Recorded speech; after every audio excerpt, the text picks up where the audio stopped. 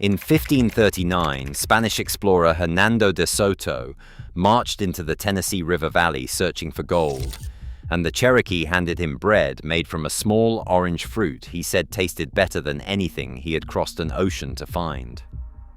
John Smith documented the same fruit at Jamestown in 1607, writing that when ripe it was as delicious as an apricot.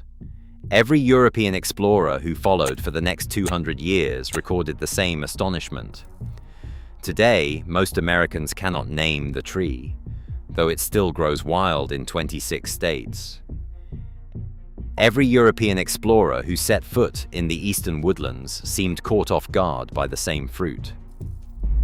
In 1539, as Hernando de Soto's men crossed the chill valleys of the southeast, they were given loaves of persimmon bread by Cherokee hosts, bread so flavorful that Spanish chroniclers singled it out, describing its taste as very good and noting the fruit's abundance along the streams. Nearly 70 years later, John Smith encountered the persimmon again at Jamestown. His account, written in 1624, captured the fruit's strange dual nature. Unripe, it would drive a man's mouth awry with much torment, but when left to ripen, it was as delicious as an apricot. Smith's words, still vivid centuries later, reflected a pattern. For 200 years, explorers and naturalists repeatedly recorded their astonishment at a native fruit that was both unfamiliar and irresistible. What stands out is not only the surprise, but the quick adoption of indigenous knowledge. The bread de Soto praised was the result of careful preparation techniques perfected over generations. Smith noted that native people stored the fruit as prunes for winter, and archaeological digs at Jamestown have uncovered more than 100 carbonized persimmon seeds in early colonial wells, clear evidence that settlers quickly recognized the fruit's value, especially as a source of vitamin C during lean seasons. Yet, despite this early acclaim, the American persimmon would fade from the public mind, its name slipping from common memory even as the trees continued to bear fruit across 26 states. The question lingers: how did a food of the gods, once so prized by outsiders, become nearly invisible in modern America? The very name persimmon is a linguistic clue to its original purpose. Algonquian speakers called it pasiminan, a word meaning dry fruit. This was not a casual label. Drying was the foundation of indigenous preservation, a method as ingenious as it was practical, ensuring the fruit's sweetness could be stored long after the first frost.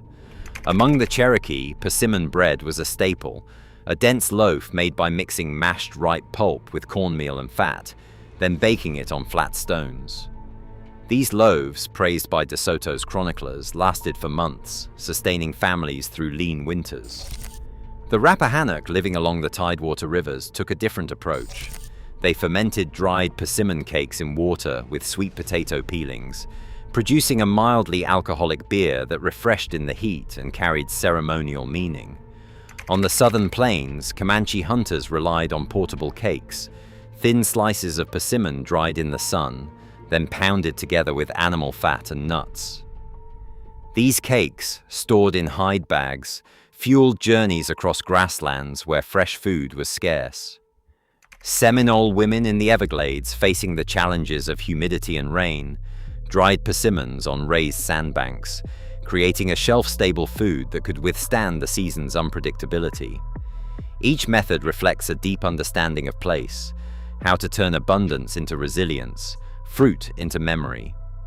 The diversity of these practices, encoded in language and ritual, reveals a collective stewardship, not just harvesting, but shaping the landscape to ensure the food of the gods would endure year after year. Resilience defines the American persimmon at every level. Diospyros virginiana thrives in places most fruit trees cannot. It survives deep freezes, drought, and floods, with roots that anchor into clay, sand, or even the thin soils of abandoned fields. From southern Connecticut to the Texas River valleys, this tree persists for decades, each autumn dropping hundreds of pounds of fruit with no need for irrigation or fertilizer. The wood itself is so dense it was once used for tool handles and golf club heads, a testament to its strength. But the fruit is where the tree's quiet power is most evident. Ripe American persimmon contains about 30% sugar by weight, creating a natural sweetness that fueled indigenous breads and trail cakes. Its nutritional profile stands out even by modern standards: potassium, phosphorus, calcium, and a vitamin C content that can supply nearly half an adult's daily requirement in a single serving. Yet it is the antioxidant capacity that truly sets the persimmon apart. According to Indiana Native Plant Society data, the ORAC score for the fruit reaches 406 micromoles per 100 grams, more than double that of blueberries, which average 187. This means the so-called food of the gods offers a concentration of bioactive compounds unmatched by most commercial fruits. In the context of today's search for superfoods, the wild persimmon's dense tannins, carotenoids, and flavonoids are only now being recognized as a biological asset once hidden in plain sight.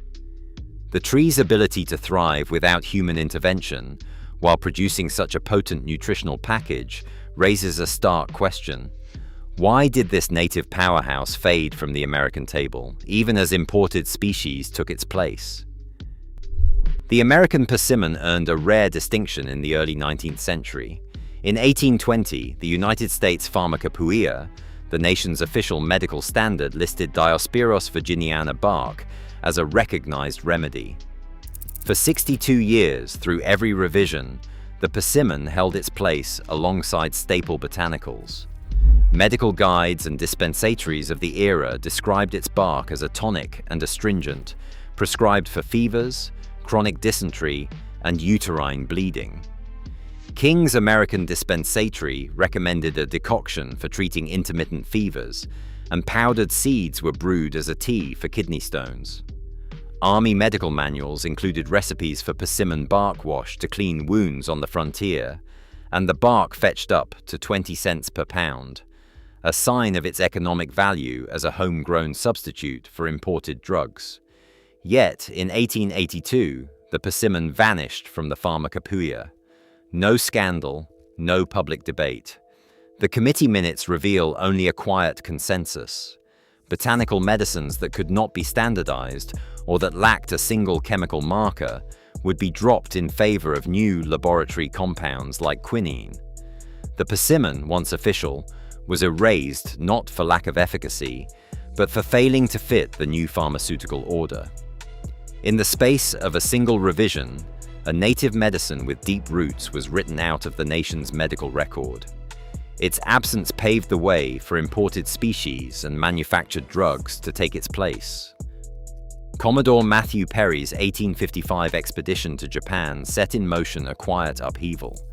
Reports from the era show Perry's recommendation to import the Japanese persimmon, Diospyros kaki, a fruit with larger, more uniform fruit and a skin tough enough to withstand shipping across continents. By 1877, the United States Department of Agriculture had arranged for the arrival of 5,000 grafted kaki saplings, distributing them to experimental orchards in California and the Mid-Atlantic. USDA records and nursery catalogs from the late 19th century document a deliberate campaign. Asian persimmons were promoted as the future of American orchards, while the native species, Diospyros virginiana, received no such institutional backing. By 1930, California's commercial nurseries listed nearly 98,000 bearing kaki trees, a figure that dwarfed any organized effort for the native persimmon. The numbers reveal intent. Federal policy, research funding, and commercial incentives all flowed toward the imported rival, while the food of the gods that had sustained generations was quietly pushed aside. Confederate encampments became unlikely laboratories for survival, with the American persimmon at the center of their improvisation. Diaries from Southern soldiers describe roasting persimmon seeds over open fires, grinding them into a dark powder, and brewing a coffee substitute that offered comfort when real beans were out of reach. The fruit's usefulness stretched beyond the mess tin. Unripe persimmons rich in tannins were pressed into makeshift buttons for uniforms and boiled down to create ink resilient enough to survive the damp of winter letters. Bark decoctions, prepared in battered pots, served as antiseptic washes for wounds, echoing the remedies once listed in the United States Pharmacopoeia. In some camps, soldiers fermented persimmon pulp with wild yeast, producing a rough beer that lifted spirits and hydrated the ranks.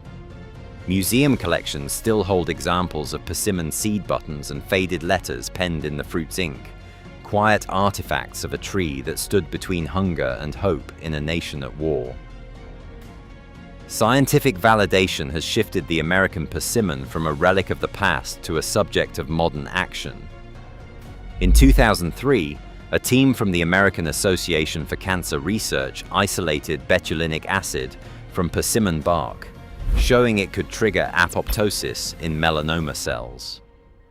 That was direct evidence that traditional medicinal claims were not just folklore. 15 years later, researchers published in the International Journal of Molecular Sciences that persimmon tannins reduced key inflammatory cytokines in lab tests, echoing the old practice of using bark for wounds and fevers. Today, the tree still grows wild in 26 states, from Connecticut to Texas, thriving with little care. Extension nurseries now offer seedlings for under $15, and with patience of 6 to 10 years, these trees can bear fruit for decades. Modern foragers and gardeners are quietly restoring the food of the gods to backyards and community orchards, turning new science into a roadmap for revival. Today, the food of the gods, praised by John Smith as delicious as an apricot, proven to hold twice the antioxidants of blueberries, and listed for 62 years in the Pharmacopoeia, remains sidelined by policy, not merit. Its obscurity reflects choices, not nature. What else are we willing to forget?